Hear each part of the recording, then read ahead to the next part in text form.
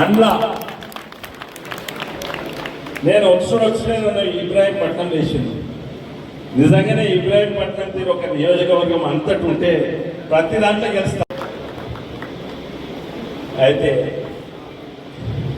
అదే కాక మీ బాధ్యత ఈరోజు బూత్ కమిటీ అధ్యక్షులు లేరు మా దగ్గర. చేవల దగ్గర ఎంతోమంది బూత్ కమిటీలు ఉన్నారు, కానీ అది పోయే వరకు తెలియదు. నేను ఇవన్నీ కట్టగట్టుకొని నేను బండి సంజయ్ గారికి లేకుంటే సునీల్ బన్సల్ గారికి పెద్ద అబద్ధం ఆడతాను. దాంతో ఎవరికి నష్టం? నాకే నష్టం. కానీ సంతోషం ఇక్కడ అక్కర్లేదు. ఇంకోటి ఏంటంటే మీ దగ్గర గొప్ప నాయకులు ఉన్నారు.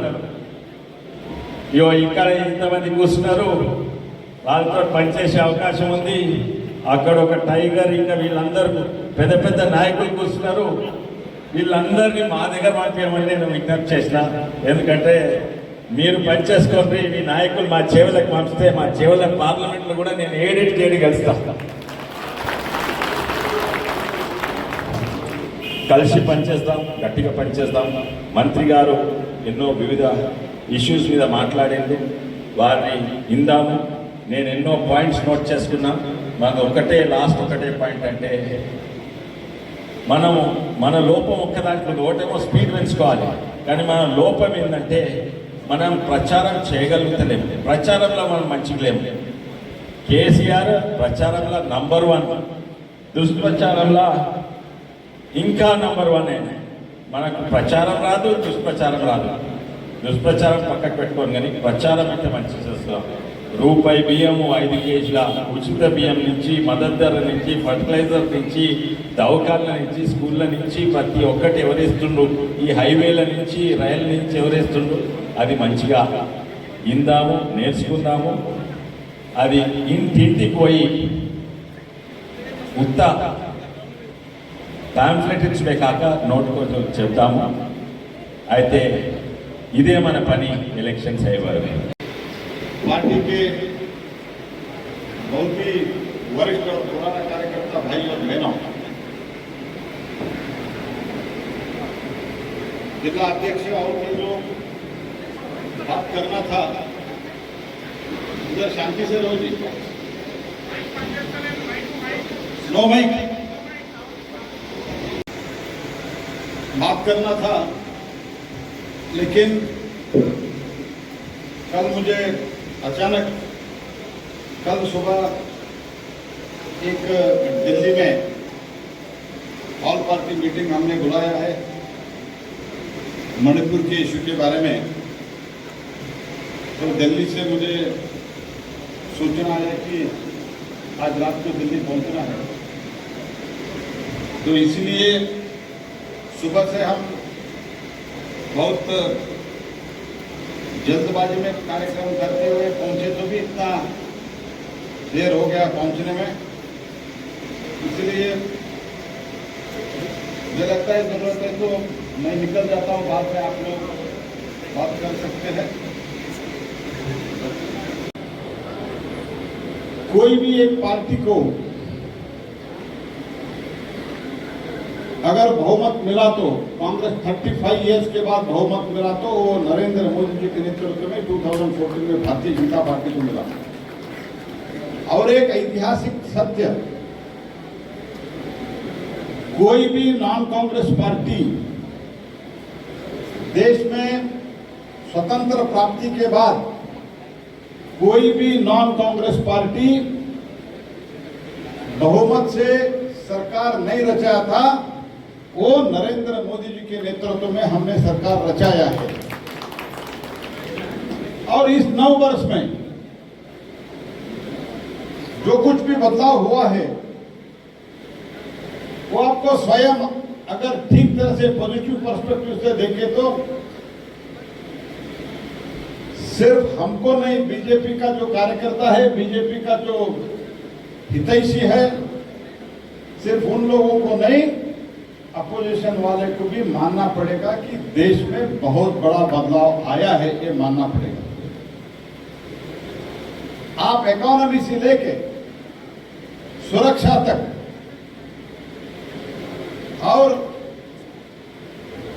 देश विदेश में भारत का जो गरिमा बढ़ रहा है वो भी हम देख सकते हैं। 2 दिन से हम देख रहे हैं पूरा टीवी, पूरा न्यूज़पेपर एक ही विषय पर ध्यान दे रहा है, मोदी इन अमेरिका। तो ये पहले भी हमारा बहुत नेता गए हैं यूएस को और देशों को, लेकिन जिस उत्साह से उधर के जो भारतीय नागरिक हैं उनका उत्साह, तो जब भी हमारे प्रधानमंत्री इधर से जाते थे, हमारा जो भारतीय नागरिक है इनको इतना उत्साह नहीं रहता था, लेकिन ऑलमोस्ट 70-80% ऑफ दी न्यूयॉर्क और वॉशिंगटन डीसी में और नजदीक प्रदेशों में जो भारतीय रहते हैं, न्यू जर्सी वगैरह में, वो सब लोग मोदी जी के स्वागत में बारिश में भी, ठंड में भी सड़क पर उतरे थे। एक उदाहरण है मोदी जी का और भारत देश का पॉपुलैरिटी क्या है। तो वैक्सीन दिया 230 करोड़, 230 डोजेस वैक्सीन दिया। ये दुनिया में एक इतिहास है। अगर आप सब सुरक्षित बैठे हैं तो मोदी जी के कारण है। वो भी वो वैक्सीन पहली बार, सिर्फ कोरोना वैक्सीन नहीं है, कोई भी वैक्सीन हमारे देश में मैन्युफैक्चरिंग नहीं होता था। First time in the history हमारे देश में वैक्सीन मैन्युफैक्चरिंग होना शुरू हो गया है। और वो वैक्सीन हम जिस दिन अमेरिका में कोविड का वैक्सीन दिया गया, उसी दिन भारत में भी दिया गया है। ये तो भारत का इतिहास है। तो आयुष्मान भारत कार्ड किसके पास है?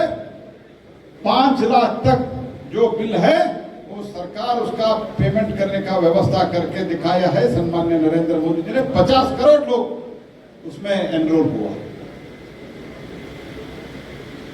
हर घर नल जल, नल देने का काम है म्युनिसिपालिटी का, कारपोरेशन का,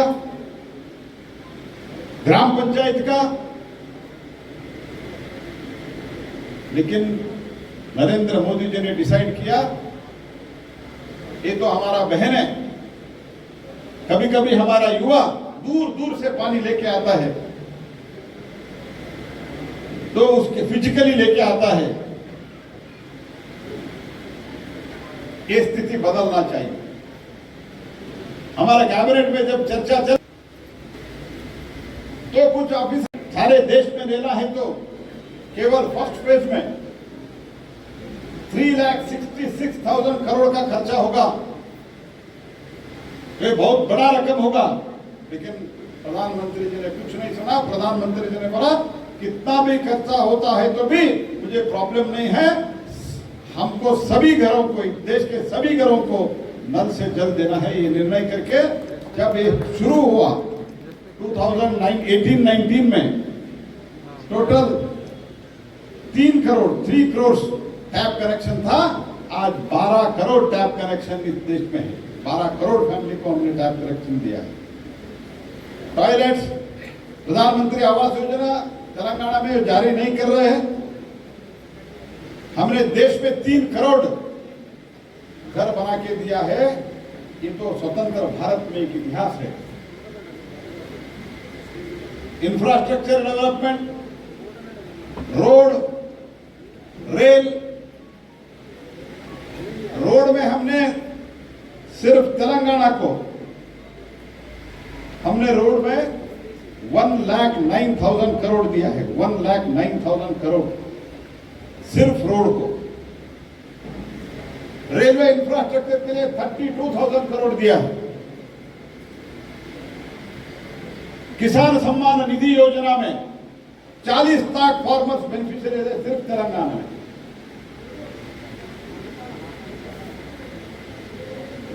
और इंश्योरेंस में, लाइफ एक्सीडेंट इंश्योरेंस में 12 रुपए में इंश्योरेंस, यूरिया और डीएपी का सब्सिडी जब गिरा, यूक्रेन और रशिया का युद्ध शुरू हुआ, फर्टिलाइजर का दाम बहुत ही कॉस्टली हो गया, अनइमेजिनेबली कॉस्टली हो गया। लेकिन हर एक यूरिया बैग को 45 केजी का एक यूरिया बैग को 2236 रुपीज हम सब्सिडी दे रहे हैं। अगर 10 थैली यूरिया खरीदते, नॉर्मली 5 जो मिनिमम खरीदते, 10 तो खरीदते हैं। भारत सरकार के थ्रू कम से कम 20-22 हजार रुपया एक व्यक्ति को सब्सिडी रूप में जाता है। डीएपी 50 केजी 50 केजी का डीएपी बैग को 2422 सब्सिडी रुपीज दे रहे हैं। तो ये सब मैं इसीलिए कह रहा हूं, आप मान के चलिए। तो इसीलिए मैं निवेदन करने के लिए आया हूं, जो कुछ भी मोदी जी ने काम किया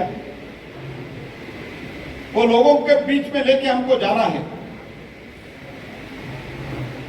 मैं और एक सभा में पूछ रहा था, तो मैंने पूछा 5 केजी राइस मोदी जी दे रहे, पता है आपको? आधा लोगों को पता भी नहीं था।